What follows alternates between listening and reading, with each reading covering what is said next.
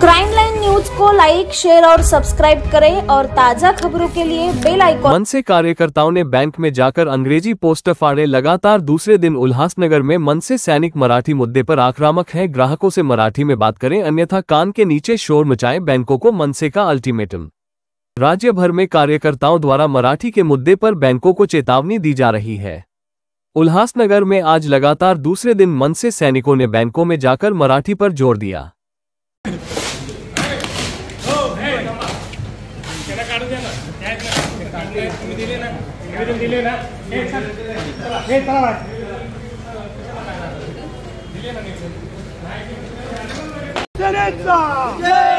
मराठी सम्राट राजसाहेब ठाकरे यांचा महाराष्ट्र नवनिर्माण सेनेचा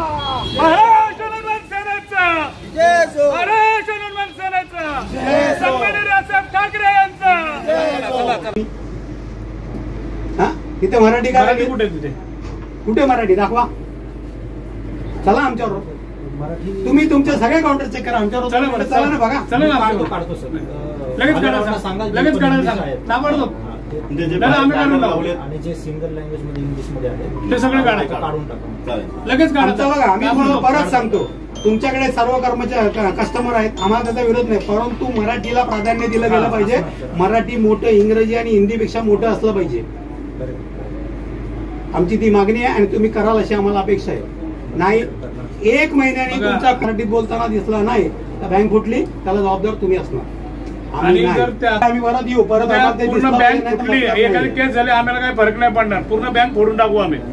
जर इंग्लिश मध्ये जर दिसलं पूर्ण तुमचं, पहिले मराठी पाहिजे, खाली इंग्लिश टाका, पण पहिले मराठी पाहिजे। पहिले मराठीच्या नंतर खाली कुठल्याही टाका तुम्ही, पण पहिले मराठी आणि तुमचा कर्मचारी कुठल्याही म्हणजे गिराकाला असा बोलला नाही पाहिजे की मला मराठी येत नाही, त्याला चोपवून। त्याच्यासाठी एक महिन्याचा वेळ आहे तुमच्याकडे। जे असतील तुमचे बाहेरच्या कुठून आलेले मराठी शिका, स्थानिक चांगली गोष्ट आहे, पण त्यांना सांगायचं तुमचं अभिनंदन। मराठीत जर कोणी बोलत आहे ना, त्यांना सांगा मराठीत बोला।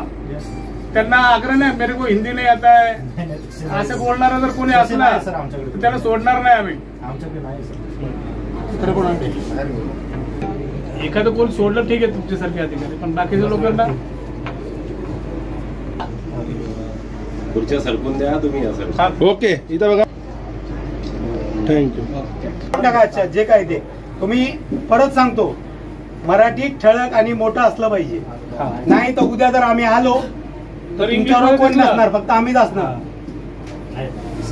महाराष्ट्र नवनिर्माण सेनेच्या साहेबांनी गुढीपाडवा मेळाव्यामध्ये सांगितलं होतं की आमची मराठी माणसं बँकेत गेल्यानंतर ते लोक मराठीत बोलत नाहीत आणि दादागिरी करतात की मला मराठी येत नाही, मी मराठी का बोलू। अशा आवडच्या भाषेत जर बँकेचे अधिकारी आणि कर्मचारी बोलत असतील तर यांना ठिकाणावर आणणं गरजेचं होतं। तुम्ही महाराष्ट्रात व्यवसाय करता, महाराष्ट्रात राहता, महाराष्ट्रात पैसे कमवता, तर मराठी भाषेला प्राधान्य दिलं पाहिजे। कारण ज्या ज्या राज्याला आपापली भाषा प्रिय आहे, महाराष्ट्राची भाषा मराठी आहे आणि प्रत्येक बँकेने किंवा कुठल्याही आस्थापनेने मराठी भाषेला प्राधान्य दिलं पाहिजे, मराठी माणसाला प्राधान्य दिलं पाहिजे।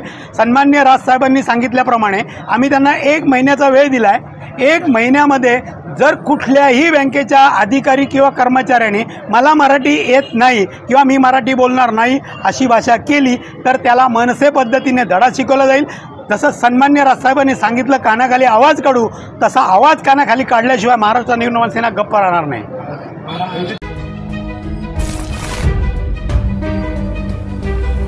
क्राइम लाइन न्यूज को लाइक, शेयर और सब्सक्राइब करें और ताजा खबरों के लिए बेल आइकॉन